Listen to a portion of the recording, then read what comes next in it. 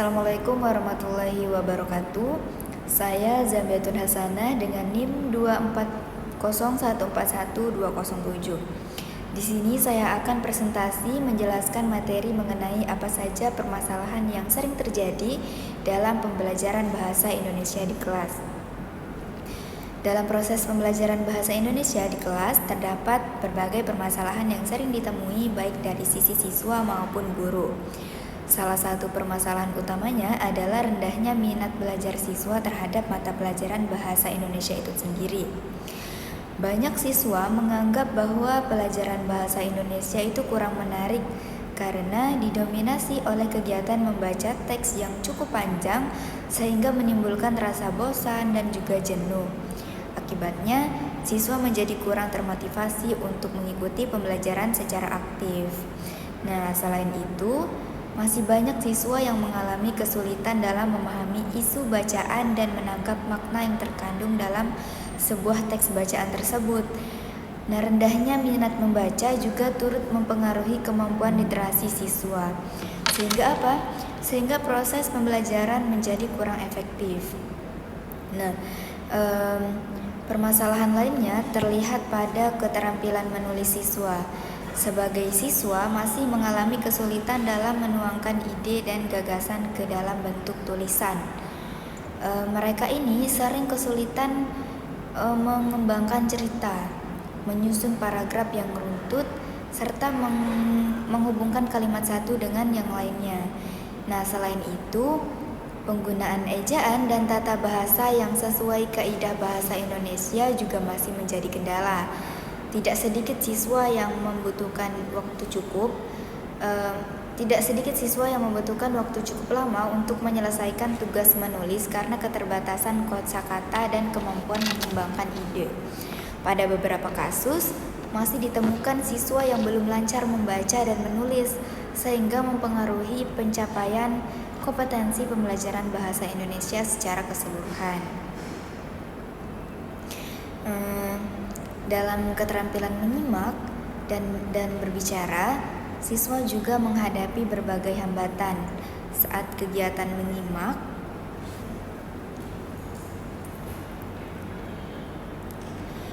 Sebagian siswa kurang fokus mendengarkan penjelasan guru atau informasi yang disampaikan, sehingga mereka kesulitan memahami materi pembelajaran. Sementara itu, dalam keterampilan berbicara, masih terdapat siswa yang kurang percaya diri untuk menyampaikan pendapat, kemudian bertanya, ataupun melakukan presentasi di depan kelas. Kebiasaan menggunakan bahasa daerah atau bahasa tidak baku dalam kehidupan sehari-hari itu menjadi salah satu faktor yang mempengaruhi kemampuan siswa dalam menggunakan bahasa Indonesia yang baik dan benar. Nah, dari sisi guru sendiri, permasalahan yang sering muncul adalah kesulitan dalam menentukan metode dan strategi pembelajaran yang tepat. Setiap siswa memiliki karakteristik, kemampuan, dan gaya belajar yang berbeda-beda, sehingga guru harus mampu memilih metode yang sesuai dengan kondisi kelas. Jika metode yang digunakan kurang tepat, siswa akan sulit memahami materi yang diajarkan. Selain itu, guru juga menghadapi tantangan dalam pengembangan bahan ajar dan media pembelajaran yang menarik agar siswa lebih aktif dan termotivasi selama proses belajar berlangsung.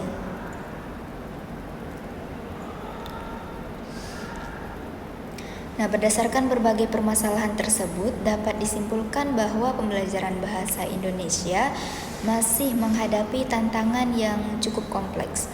Rendahnya minat belajar siswa, kesulitan dalam keterampilan membaca, menulis, menyimak, dan berbicara, serta kendala guru dalam menentukan metode pembelajaran yang sesuai menjadi faktor utama yang mempengaruhi keberhasilan pembelajaran.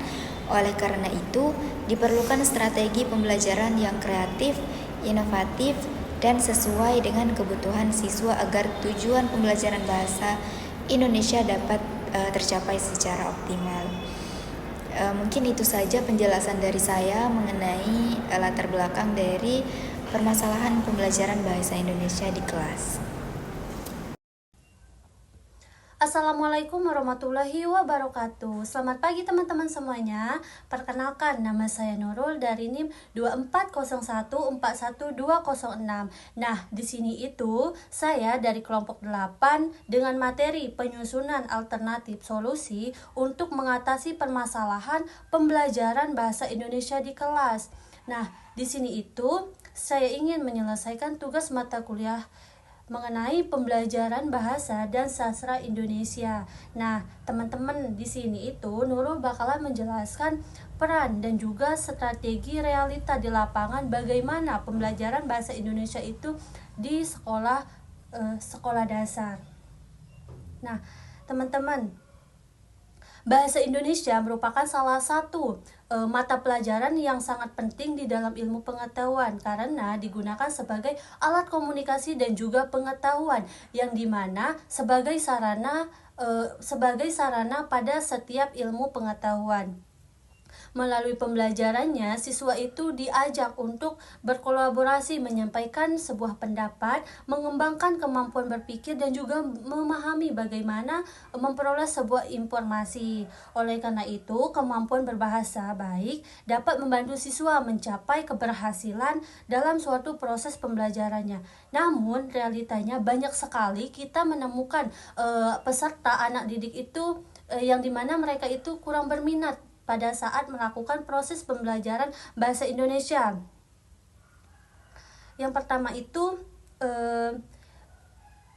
masalah yang seringkali itu terjadi itu adalah rendahnya motivasi belajar siswa. Nah, sebagian siswa itu kurang berminat ataupun kurang semangat pada saat mengikuti pembelajaran bahasa Indonesia. Mereka menganggap bahwasanya pembelajaran ini sangat membosankan. Karena apa? Karena mereka itu dituntut harus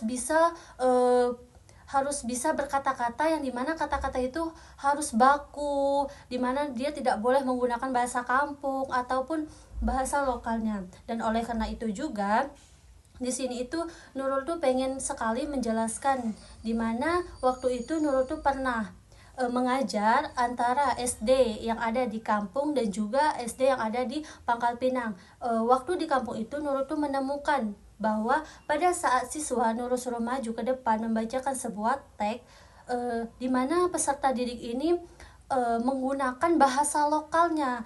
Pada saat dia menjelaskan itu tertuju sekali itu menggunakan bahasa Indonesia, tetapi pada saat pertengahan teks bahasa lokal kampungnya itu keluar dari pembahasan bahasa Indonesia. Beda lagi dengan pada saat Nurul itu ngajar di SD-nya yang ada di Pangkal Pinang. Pada kala itu Nurul itu kan suruh anak itu maju ke depan, lalu si anak ini menggunakan bahasa Indonesia itu secara jelas, rinci. Karena apa? Karena proses pembelajaran itu bahasa Indonesia itu bisa kita ajarkan sesuai dari pembiasaan sehari-hari. Karena kalau kita di kampung itu otomatis cara penyampaian gurunya, cara gurunya itu berkomunikasi itu tidak sesuai dengan apa yang ada di SD Nurul yang ada di Pangkal Pinang, dan itu merupakan salah satu hambatan yang dapat membuat siswa itu kurang memahami bahasa Indonesia, yang kurang memotivasikan siswa. Nah, yang kedua itu strategi pembelajaran yang kurang variatif. Oke nih teman-teman, kalau membahas mengenai strategi metode, mungkin sekali cara guru itu menyampaikan metode pembelajaran itu hanya berpusat pada gurunya saja, sehingga itu merupakan suatu hal yang dapat membuat siswa itu bosan, membuat mereka itu tidak terkesan ataupun tidak termotivasi untuk belajar bahasa Indonesia. Perlu sekali kita itu sebagai guru, apalagi guru agensi ini, menciptakan pembelajaran yang kreatif.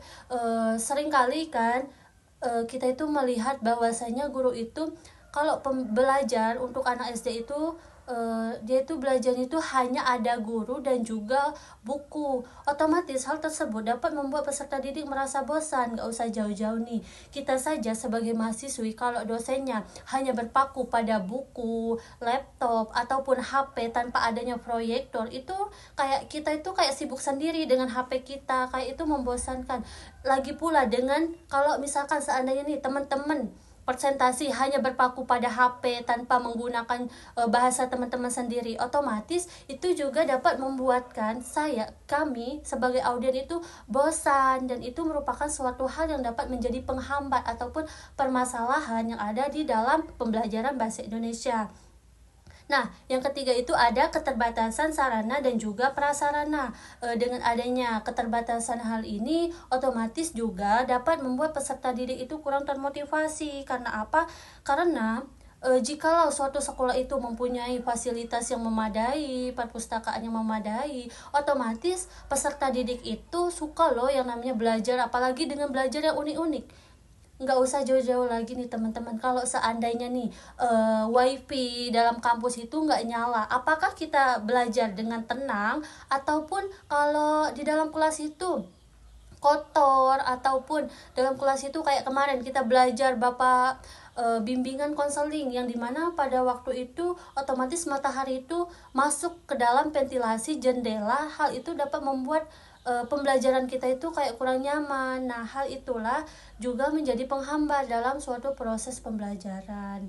Nah, apalagi banyak sekali kita itu kalau ingin melakukan suatu pembelajaran menggunakan media, pasti setiap sekolah itu ngomong Chromebooknya cuma satu dan hanya bisa digunakan satu kelas. Kan bisa kan, sekolah otomatis punya yang namanya proyektor. Kita kan bisa loh belajar menggunakan proyektor, ataupun kita bisa loh menggunakan Chromebook. Nggak harus hari ini, nggak harus tiap hari belajarnya ataupun tiap minggu. Bisa jadi misalkan pembelajarannya itu sebulan itu hanya satu kali menggunakan proyektor ataupun Chromebook.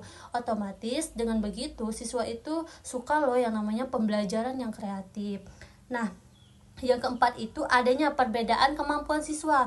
Nah, setiap siswa itu pasti yang namanya memiliki karakteristik ataupun kemampuan yang berbeda-beda. Ada siswa yang cepat memahami, ada pula siswa itu perlu waktu untuk memahami, dan juga cara setiap siswa menangkap sebuah pembelajaran itu tentu berbeda. Oke nih teman-teman, cukup sudah presentasi Nurul pada pagi hari ini. Nurul minta maaf, mungkin dari segi materi yang disampaikan kurang menarik ataupun kurang memahami. Oke nih teman-teman, sekali lagi Nurul minta maaf kepada Allah, Nurul mohon ampun. Dan untuk teman-teman yang mau bertanya, silakan Nurul tunggu. Terima kasih. Wassalamualaikum warahmatullahi wabarakatuh. Oke, jadi dalam berbahasa Indonesia adalah 4 keterampilan yang menjadi pilar penting. Yang pertama adalah penyimak, kita memahami suatu konsep dengan mendengarkan ataupun memahami dengan benar suatu informasi tersebut. Yang kedua adalah berbicara, kita menyampaikan informasi tersebut. Kemudian adalah membaca, jadi kita memahami suatu tulisan ataupun teks. Nah, kemudian yang terakhir adalah menulis, jadi kita menuangkan ide ataupun gagasan ataupun informasi yang kita dapat dengan cara menulis. Nah, kemudian permasalahan yang didapatkan ataupun masalah yang ada dalam selama mempelajari pembelajaran bahasa Indonesia, yaitu adalah mungkin dari metodenya, metode ceramah misalnya, seperti ya dengan kata lain seperti yang saya lakukan ini adalah juga metode ceramah. Nah, metode ini membuat sebagian siswa merasa jenuh ataupun sulit memahaminya gitu. Nah, kemudian yang keduanya itu adalah rendahnya literasi. Kemudian ada lagi bisa disebabkan oleh minatnya dalam pembelajaran bahasa Indonesia, karena sebagian besar peserta itu merasa seperti ya udah, pembelajaran bahasa Indonesia aku setiap hari juga ngomong bahasa Indonesia kok, aku bisa. Nah, itu juga yang menyebabkan mereka kesulitan menulis ataupun memahami suatu informasi, karena mereka pertama adalah mereka sulit memahami bahasa Indonesia, pertama dari sistem ejaan, penulisan maupun bahasa yang baik dan benar harus digunakan. Nah, mungkin itu adalah beberapa masalah yang terjadi selama pembelajaran bahasa Indonesia dalam kelas.